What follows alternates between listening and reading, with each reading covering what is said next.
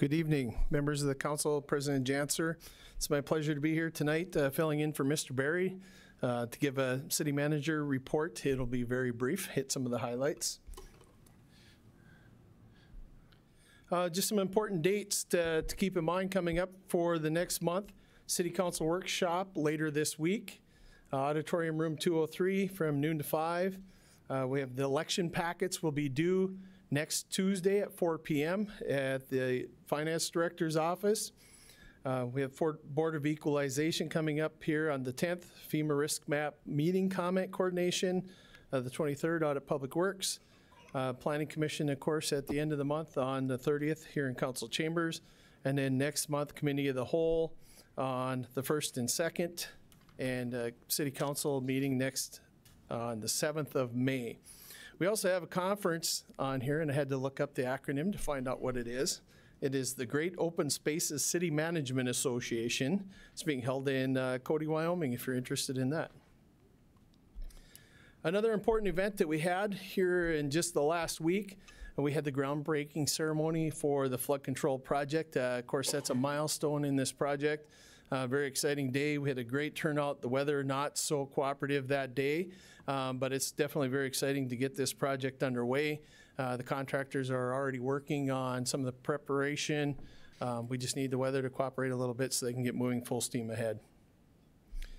The council workshop that is being held Wednesday afternoon. A couple of the highlights here. The intent is to allow for some discussion on some of the vision and engagement and priorities of the council as a whole, as well as the department heads and city staff to work together on some of that. Personnel management is going to be one of the focuses that we're going to work on that day. Discuss some best practices and ways that we can work on improving our retention and training and recruiting of qualified and skilled staff. They're one of our largest and most important assets, the employees and staff of the city. The budget priorities, we've already started working on the budgets already. Believe it or not, it's early April and we're already looking at 2019. Some of the things that we'll want to do there is identify some of the priorities and things that we really want to focus on for the upcoming budget year. And HR will also be presenting some of the data that they have been working on compiling in regards to retention, morale, workforce, in comparison to some of the neighboring cities. Just some brief updates on some of the other things we have going on. The downtown parking structures project, we've been moving forward with that. The transition, we're in a little bit of flux on that. We had provided them with a date, and some of the conversations between the outside counsel and Cypress's attorney had indicated that they would be willing to relinquish control of the structures. We had sent them a proposed time of 10 o'clock tomorrow morning, and we haven't heard anything back. It's been kind of quiet, so not quite certain where we're at with that status. We'll proceed forward and explore whatever options that we'd need to take to get this working. Once this transition would take place, the city would be the sole operator of the structures, and the staff is working on planning how to make that transition as smooth as possible. We've had some discussions with the Downtown Parking Authority in the last weeks regarding some of this transition. Right now, the way it looks, the parking structures are outside of the Parking Authority's area of governance, so to speak. Not to say that they won't be involved in the parking structures, but right now that is not in their wheelhouse. We've had some recent issues that's been in the news in the last week or so. The nice weather we had last week after all of this snow. There's been considerable water infiltration into the parking structures.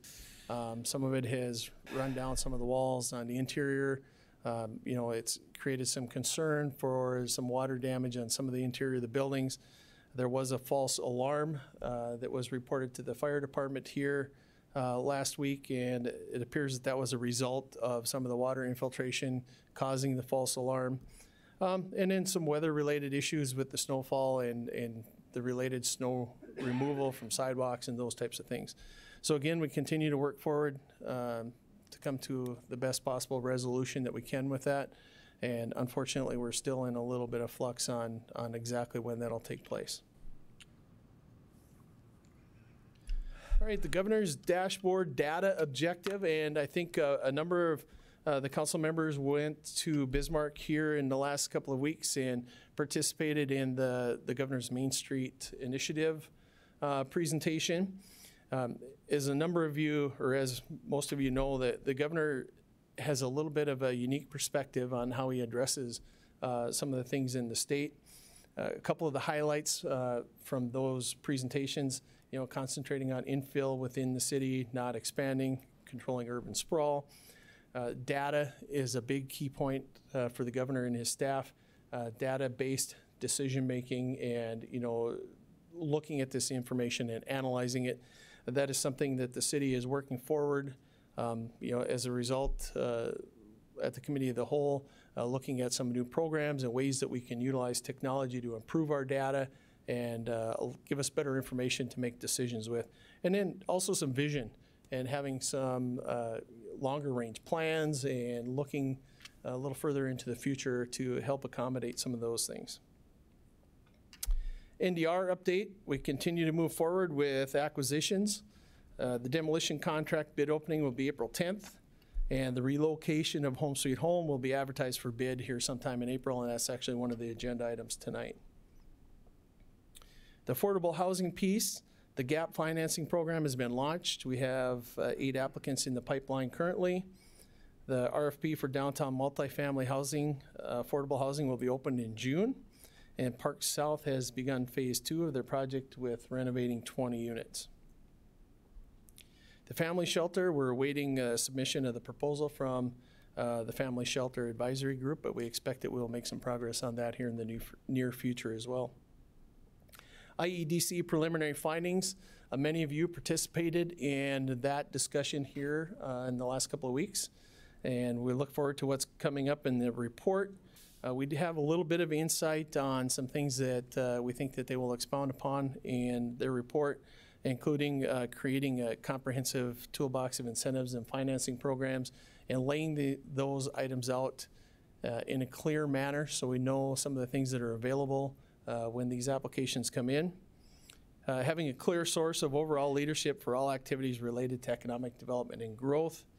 The 5-year capital improvement plan and budget, again, looking further into the future and trying to do a better job of planning some of those big projects that we have coming up. To look into combining parks and recreation department to consolidate resources. And probably one of the biggest items that is coming out of that group is moving away from property tax subsidies from sales tax. That is something that is definitely on the horizon with reallocation of funds from sales tax for NAWS and flood control. So to some extent that is going to have to happen here in the near future. This is just a quick refresher of how the 2 cents of sales tax are currently allocated. 50% goes to flood control from the first penny. The remainder is taken up by tax relief, economic development, and improvements. In the second penny, currently 40% goes to infrastructure, 30% to tax relief and community facilities. For 2019, as you know, community facilities is not going to exist as it currently is. And as we start to transition funding to NAWS, it's going to reduce what's available to offset property tax relief. And currently, 1.05 cents of sales tax is allocated to direct or indirect property tax relief. In 2019, this is the expected distribution of sales tax money. The first cent stays essentially unchanged. When we add or allocate 40% of the second penny to NAWS, that reduces the others proportionately. So flood control, what used to be community facilities, is down to 18%. Tax relief is at 18%. And infrastructure is reduced to 24% too. So just by reallocating that money to NAWS, it puts some pressure on how much of that sales tax is available to offset property taxes. Hub City funding, the city manager, myself, and the mayor and our PIO traveled to Bismarck here earlier in the month.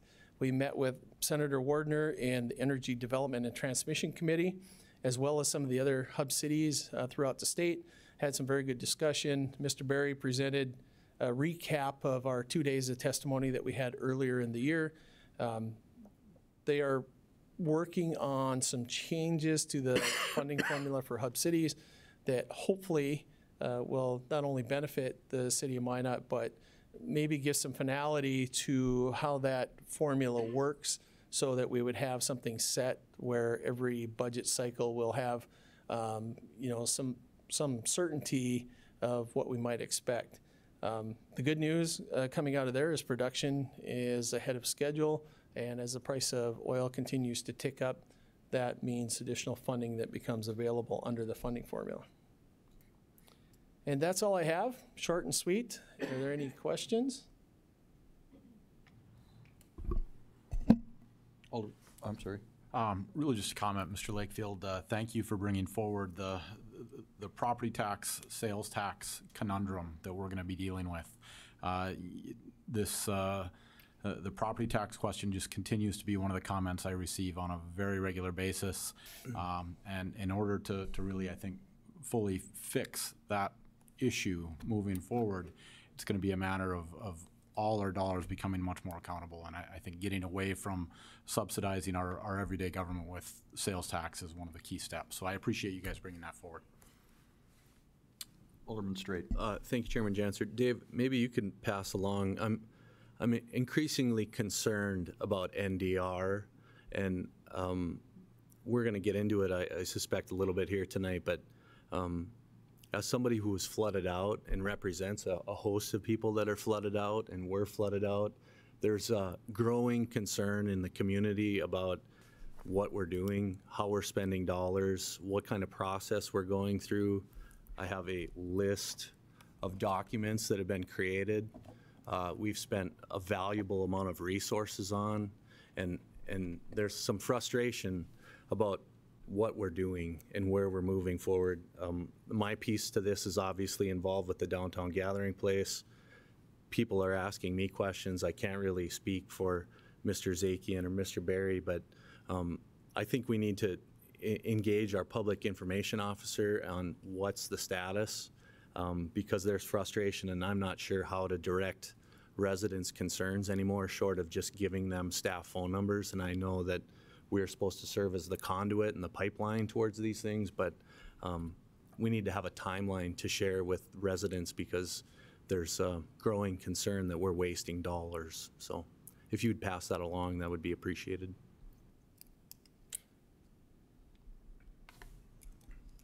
Any other questions or comments for the city manager's report? Okay, seeing none, thank you, Mr. Lakefield.